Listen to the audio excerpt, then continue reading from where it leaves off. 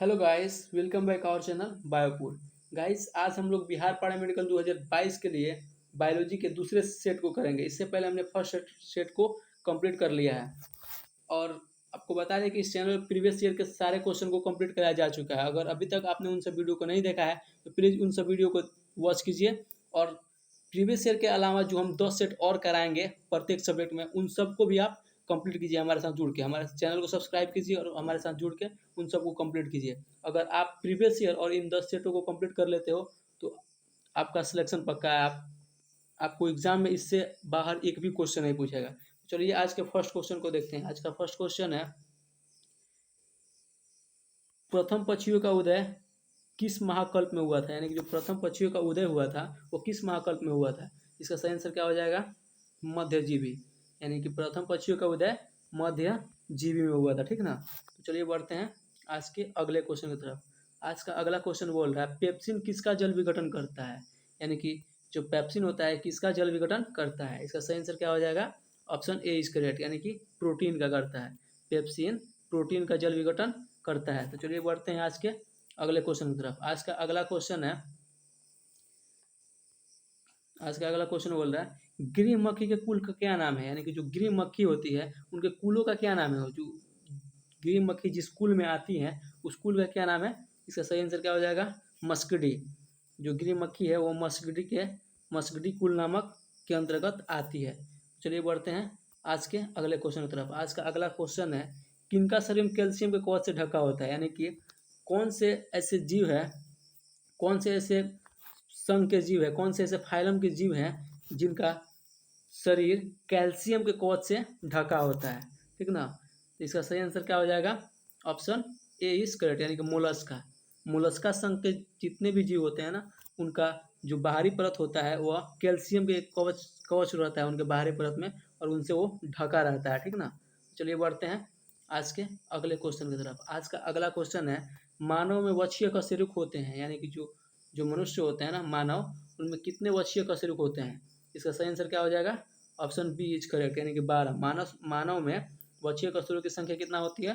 वो होता है 12। चलिए बढ़ते हैं आज के अगले क्वेश्चन की तरफ। आज का अगला क्वेश्चन बोल रहा है, कौन एक कवक नहीं है? यानी कि इसमें से कौन एक ऐसा है कि जो कवक नहीं है? ठीक ना। तो चलिए देखते हैं। आज का फर्स्ट बोल रहा है प्लाज्मोडियम। तो प्लाज्मोडियम एक कवक नहीं है। यह प्लाज्मोडियम क्या है? अगर एक कवक नहीं है तो ये क्या है? प्लाज्मोडियम एक प्रोटोजोआ है। ठीक ना। प्रोटो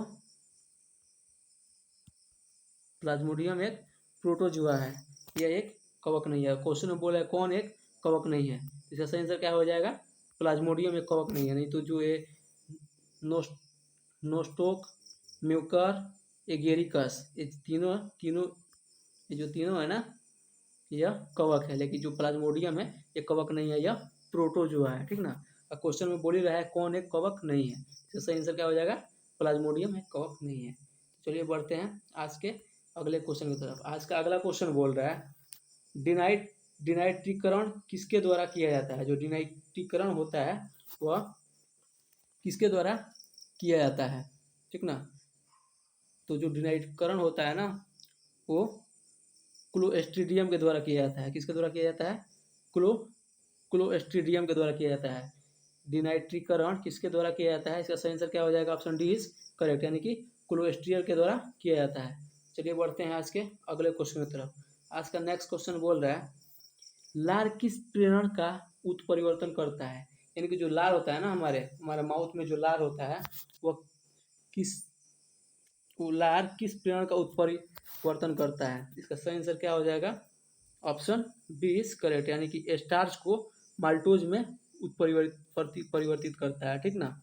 स्टार्च को किस में परिवर्तित करता है?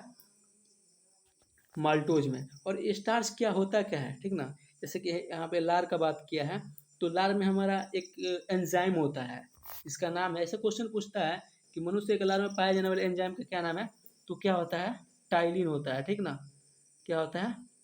टाइलिन नामक एंजाइम हमारे लार में पाया जाता है। और ये करता क्या है कि जो स्टार्च है ना, स्टार्च को पचाने का कार्य करता है, इसको पिघलाने का कार्य करता है। और स्टार्च क्या होता है? जैसे कि ये जो दवा होता है ना, मेडिसिन, दो पार्टों में, जो कि खोलने वाला होता है, तो उसके बाहरी परत को ही स्टार्च बोलते हैं, ठीक ना।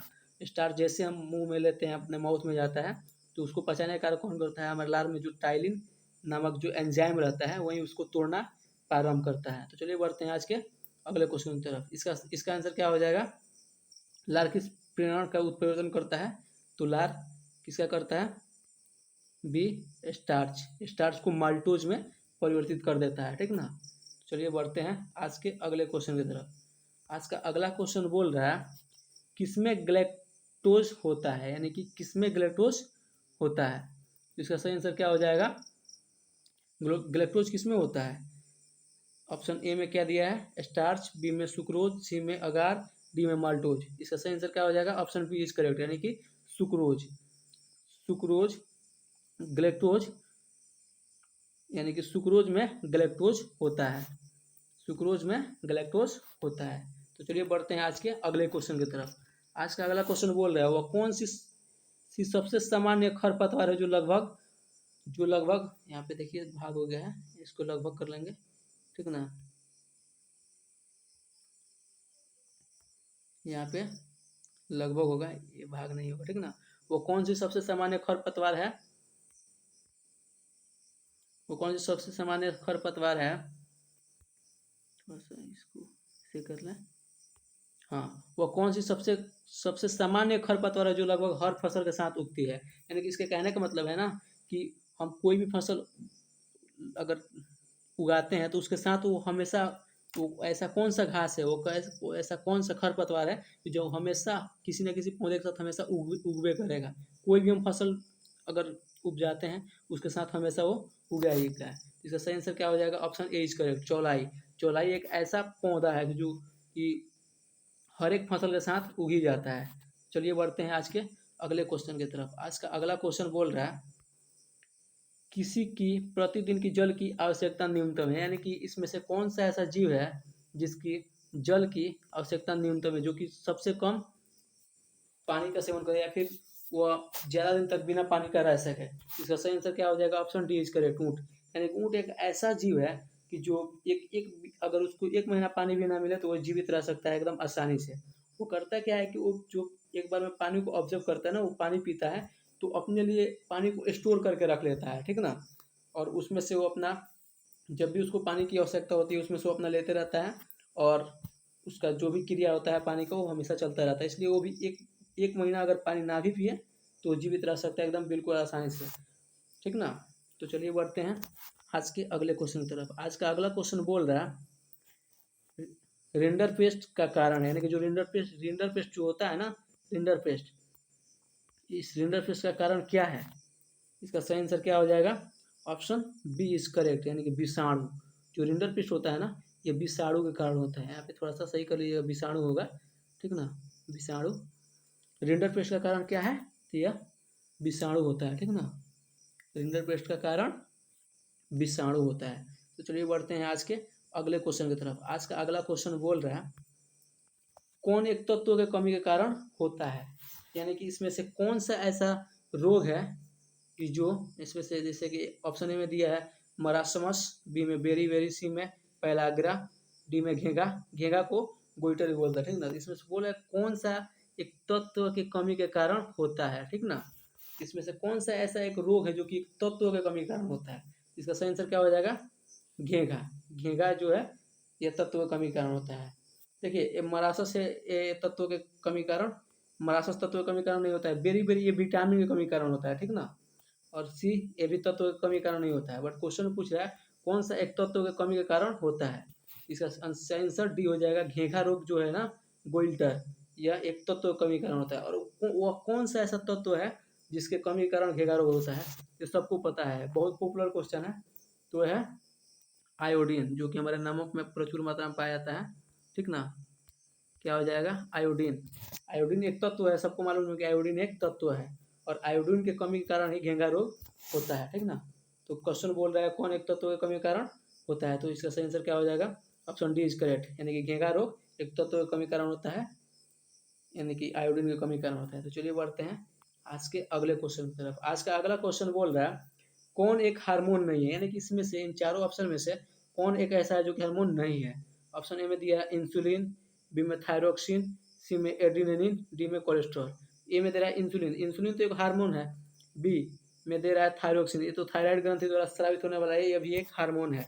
एड्रेनालिन ये भी एक हार्मोन है, बट जो एक कोलेस्ट्रॉल होता है ना, यह किसी भी प्रकार का यह हार्मोन नहीं होता है, ठीक ना। तो क्वेश्चन में पूछ रहा है कौन एक हार्मोन नहीं है, इसका सही आंसर क्या हो जाएगा? Option D is option D is correct, यानी कि कोलेस्ट्रॉल एक हार्मोन नहीं है। बाकी जो तीन जो ऑप्शन दिए है ना, ये तीनों के तीनों एक हार्मोन है, ठीक ना।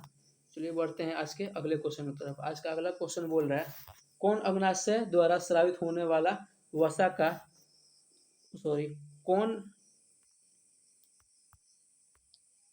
कौन अग्नाशय द्वारा स्रावित होता है और वसा का जल अपघटन करता है, यानी कि इसमें से कौन सा ऐसा एंजाइम है जो कि इसमें से कौन सा ऐसा एंजाइम है जो कि अग्नाशय ग्रंथि द्वारा स्रावित तो होता है और वसा का जल अपघटन भी करता है, ठीक ना।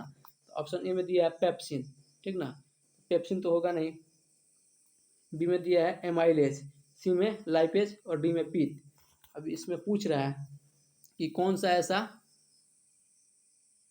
एंजाइम है कि जो अग्नाशय ग्रंथि द्वारा स्रावित होता है और वसा का जल विघटन करता है। इसका सही आंसर क्या हो जाएगा? ऑप्शन सी इज करेक्ट, यानी कि लाइपेज एक ऐसा एंजाइम है कि जो अग्नाशय ग्रंथि द्वारा तो स्रावित होता है, बट उसके साथ साथ यह वसा का जल अपघटन भी करता है, ठीक ना। तो इसी के साथ आज का सेशन कंप्लीट हुआ। और गाइज अगर आप इसका पीडीएफ लेना चाहते हैं तो आप हमारे टेलीग्राम चैनल से जुड़ सकते हैं, जिसका लिंक मैं इस डिस्क्रिप्शन में दे दूंगा, और चाहे तो आप टेलीग्राम पर जाकर सर्च कीजिएगा बायोपुर, ठीक ना, सर्च करना है बायोपुर, आपको वहाँ से भी मिल जाएगा। लगभग वहाँ पे आपको कम से कम 120 प्लस बच्चे वहाँ पे सब्सक्राइबर दिखेंगे आपको, वहाँ से आप जाकर जुड़ के इसका पूरा आप इसका पीडीएफ ले सकते हैं, ठीक ना। और अभी तक आप हमारे चैनल को सब्सक्राइब नहीं किए हैं तो प्लीज़ चैनल को सब्सक्राइब कीजिए, कम से कम 100 सब्सक्राइबर यार कंप्लीट करो, ताकि इस चैनल पर जल्द से जल्द लाइव सेशन को लाया जाए। तो चलिए आज के सेशन को एंड करते हैं, तब तक के लिए बाय बाय, टेक केयर।